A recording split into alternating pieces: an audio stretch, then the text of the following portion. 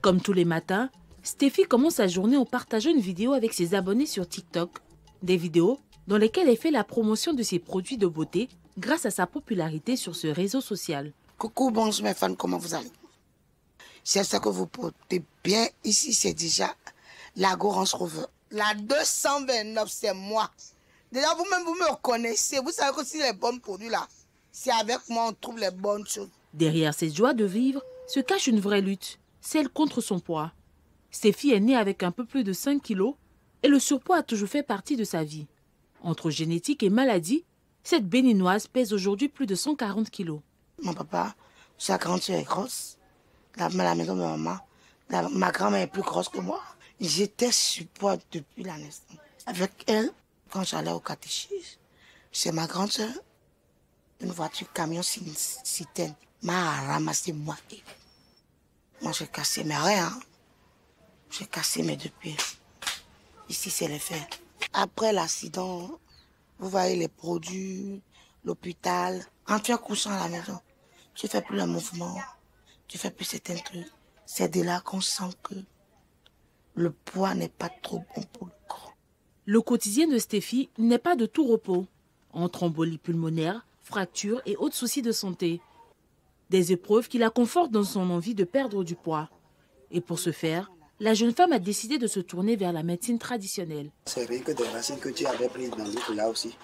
Ah bon? Seulement que les racines. Ah oui, je vois. Il n'y avait pas ça là-dedans, dans l'autre là. Déjà à base de tes plantes là, j'arrive à bien respirer. À 100 kilos, je m'arrête. Si tu veux, tu iras à 90 kilos. Non, je veux 100 kilos. Des racines et des écorces de plantes que Steffi boit pour éliminer les graisses de son corps. Une cure traditionnelle sur laquelle cette béninoise fonde tous ses espoirs pour sortir de cette condition qui a de lourdes retombées. Oui, j'ai envie de perdre encore le poids parce que être en surpoids aussi, c'est une maladie. Être en surpoids aussi, ça nous crée beaucoup de difficultés, ça nous crée beaucoup de choses. Donc du coup, à base des plantes traditionnelles, je me sens en pleine forme et en longueur de journée maintenant, je me lève, je balaye ma chambre. Je fais certaines choses. Déjà avant là, je n'arrivais pas. Parce que moi, dans ma vie, avec les maladies que j'ai fait dans ma vie, si on me dit que je suis encore sur terre qu'ici, je dis non. Si Steffi a choisi les décoctions pour tenter de venir à bout de son obésité, à plus de 800 km, à Abidjan, une autre femme a opté pour une solution bien plus radicale. Ok, donc ça fait, on me dit petit, tiens chef. On me dit petit, tiens chef. Pied droit et le corps danse juste. Dans cette salle de répétition située dans la capitale économique ivoirienne, Fabiola, la trentaine, franchit une nouvelle étape dans son processus de perte de poids, une séance de sport particulière. Respire. 1, 2, 3, 4, 5, 6. 1, lave, lance. Fabiola est pleine d'énergie et pour cause. Eh oui, tu ne rêves pas, c'est moi. Il y a 1 an, elle pesait 137 kilos. Aujourd'hui, elle a réussi à perdre près de 60 kilos grâce à une sleeve, une intervention chirurgicale pour les personnes en situation d'obésité qui consiste à retirer une partie de l'estomac. Accompagnée de son coach, elle est plus que jamais prête à chouchouter son nouveau corps. Comme je sais que la danse c'est un sport qui est complet parce qu'il y a tout le corps qui danse, c'est bon pour le cœur et tout ça, j'ai dit mais pourquoi pas faire la danse? Je travaille mon corps et en plus je me fais plaisir et je m'amuse. Normalement après la sleeve, 2 mois, 3 mois après je pouvais déjà commencer le sport. Mais bon, moi-même je n'ai pas commencé le sport vite parce que ma perte de poids était quand même tellement rapide que moi-même j'étais choquée. J'arrivais pas à m'accepter d'abord. Je me disais mais est-ce que je pouvais sauter et tout? Donc moi-même personnellement, je me suis donné un temps. Aujourd'hui, je peux tout faire. Je peux sauter, je peux monter des escaliers, je peux faire la toupie parce que mon corps, il est léger. 7, 8, 9, 10, 11, 12, on remonte. On y va le pied. Sa première séance terminée, Fabiola a hâte de partager ce moment avec une personne qui a joué un rôle important dans son aventure. À l'autre bout du fil, Metap, directrice de l'agence de tourisme médical basée en Turquie, qui a organisé la sleeve de Fabiola. Fabiola, ça s'est passé ta première séance de sport? Ben, ça s'est bien passé mes tapes. J'ai pensé que j'allais avoir peut-être des palpitations. J'ai bien transpiré. Attends, je te montre mon tour de taille. Cette méthode, qui permet de perdre jusqu'à 10 kilos par mois, est aujourd'hui l'un des traitements chirurgicaux les plus prisés dans la lutte contre l'obésité. Oui, par exemple, c'est des personnes qui ont un poids qui n'arrivent pas à perdre, par exemple, comme 30 kilos, 40 kilos, 50 kilos de poids. Avant d'arriver, même, ils nous envoient leur taille, leur poids. Ils nous disent s'ils ont des maladies comme le diabète, la tension. Il faut qu'on soit sûr à propos de ça. Dès que c'est bon, dès que l'anesthésiste, le cardiologue dit « Ok, cette personne peut se faire opérer », c'est une opération très sensible que tout le monde ne peut pas faire. C'est pour ça qu'on travaille vraiment avec le meilleur dans ça. Après une perte de poids aussi drastique, Fabiola doit retravailler son corps. La jeune femme a maintenant recours à de la chirurgie réparatrice pour venir à bout du surplus de peau. Le parcours vers une nouvelle silhouette touche bientôt à sa fin pour Fabiola. Quand je regarde la vidéo, j'ai toujours la chair de poule. La vidéo me rappelle toujours que je suis une battante, que je suis quelqu'un que je ne dois pas négliger, que je dois prendre soin de ma santé. Parce que quand je regarde mon avant et aujourd'hui, je me rends compte que la santé n'a vraiment pas de prix. Et récemment, le 25 octobre récent, j'étais en Turquie pour ma première opération réparatrice et j'étais à la même place comme sur la vidéo et franchement c'était beaucoup d'émotions pour moi. C'était beaucoup d'émotions pour moi parce que là je reviens mais dans un autre corps. Que ce soit à travers des solutions traditionnelles ou par des interventions chirurgicales irréversibles, chaque parcours de lutte contre l'obésité est unique. Stéphie et Fabiola illustrent chacune le parcours pour retrouver une silhouette et une santé meilleure. Chacune, à sa manière, trace son chemin vers un avenir plus léger. C'était un reportage de Christelle Obindou, Madame Bien-être, et Martial Atta-Kwame.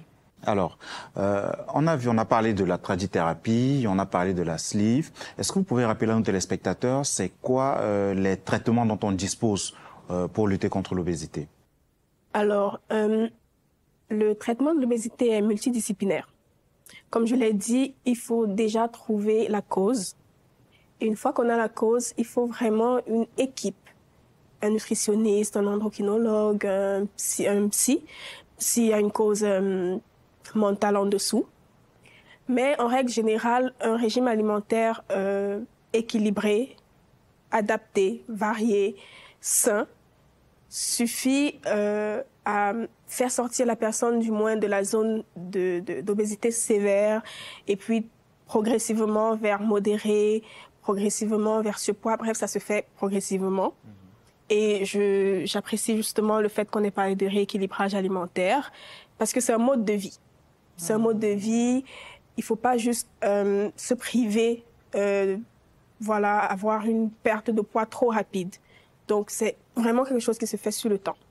À côté de l'alimentation, il faut bouger. Donc, activité physique contrôlée par le médecin parce qu'il y a une certaine intensité qu'on ne peut pas ou qu'on ne doit pas faire à passer un certain poids. Il y a des exercices, par exemple, comme le saut à la corde, qui, c'est déconseillé quand on a un poids trop élevé parce que ça peut affecter les os, par exemple. Donc, un coach sportif vous amènera à faire l'activité physique adaptée à votre poids et progressivement. À côté de ça, on a les traitements médicamenteux. Mais vraiment, c'est en second recours. Quand on a essayé les régimes alimentaires et que ça n'a pas fonctionné, on peut mettre sur place un traitement médicamenteux vraiment surveillé. Et ça, c'est surtout chez les patients qui ont des comorbidités, comme on a dit, du diabète du type 2, par exemple. Voilà. Chez eux, il faut vraiment déjà sortir de la zone de danger. Donc oui, eux, ils sont éligibles à certains traitements médicamenteux, certains traitements hormonaux. Et on peut même aller au traitement chirurgical, la chirurgie bariatrique, on a parlé de la sleeve tout à l'heure. Donc voilà. Et comment est-ce qu'on peut prévenir justement la survenue de l'obésité? La prévention passe par l'éducation de masse. Nos politiques de santé doivent éduquer les populations sur l'alimentation. Parce que, comme je l'ai dit en début d'émission, on est en pleine transition nutritionnelle. Il faut réapprendre aux populations à manger plus sainement. Donc, adopter une alimentation variée, équilibrée, dans les proportions adéquates à la personne. Il faut réduire les aliments sucrés, les aliments gras, les aliments riches en acides gras saturés. D'ailleurs... Exemple d'aliments riches en acides gras saturés. La plupart des produits transformés. Je tiens à préciser qu'il faut réduire au maximum. Parce que certaines personnes s'en privent complètement et ça crée des frustrations. C'est pas le but. Le but n'est pas de frustrer les gens, mais réduire vraiment considérablement. Si on mangeait 3 paquets de chips par jour, on diminue à 2, ensuite 1, ensuite vraiment juste de temps en temps. Voilà. Et le stress. Il faut trouver un moyen de réduire le stress. Pour ça, il faut dormir plus. Preach. Ah, c'est docteur Inès qui a dit il faut dormir plus. Oh, est-ce que je peux avoir une prescription? Comme ça, c'est écrit, c'est acté, il faut dormir. Chez un adulte, on est sur 6 à 8 heures de sommeil, au moins dans la journée. Et pratiquer une activité physique régulière. Pas forcément se tuer à la salle 5 fois dans la semaine, mais même marcher. Si on n'est pas très loin de son boulot, au lieu de prendre le taxi, marcher. Ça, c'est toujours bien. L'obésité ne concerne pas que les adultes. Chez les enfants aussi, c'est une préoccupation croissante. On en parle dans Tous Parents. Oui, Kimi, effectivement, c'est une vraie urgence. Le doc, tout à l'heure, a parlé de chiffres alarmants. On est passé de 2 à 8% d'enfants obèses. Et c'est important pour vous, parents, de vous informer sur les bonnes habitudes à avoir et aussi pour éviter, voire corriger la situation si votre enfant est dans une situation de surpoids ou d'obésité. Et c'est ça qu'on va voir dans le reportage qui va suivre.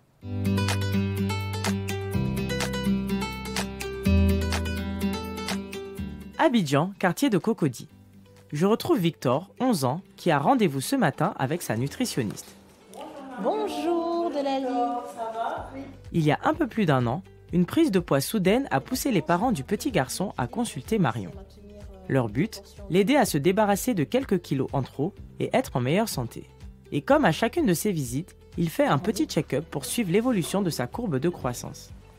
Alors, tu retires les chaussures comme d'habitude et tu te mets sous la toise dos au mur, s'il te plaît.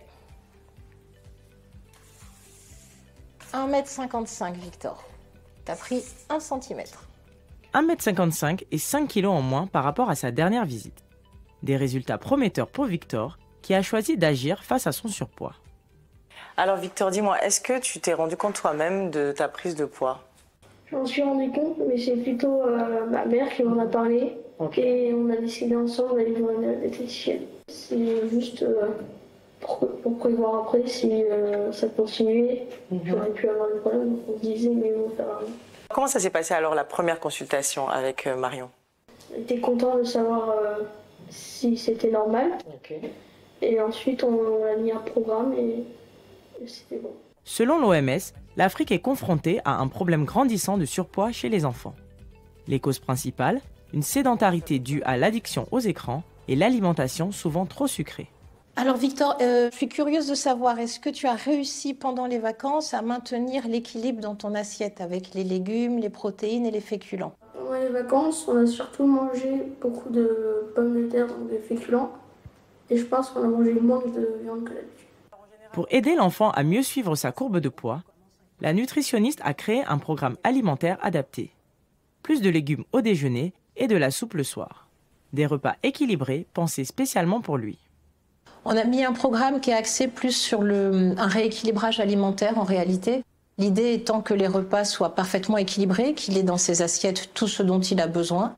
L'objectif principal, c'est maintenir une croissance. Finalement, c'est pas tellement lui faire perdre du poids, mais c'est maintenir une bonne croissance et s'assurer qu'il ait tous les nutriments nécessaires à sa bonne santé. Et puis réduire la consommation des aliments qui peuvent poser problème, qui peuvent être à l'origine d'une prise de poids. Donc tout ce qui est gras, tout ce qui est sucré, les pâtisseries, viennoiseries, confiseries. Et en parallèle, on met en place toujours de l'activité physique. En général, quand on met un programme comme ça en place, combien de temps on peut avoir de nets résultats? Comme ça, en général, c'est assez rapide puisque les enfants sont en pleine croissance, donc ils s'affinent naturellement.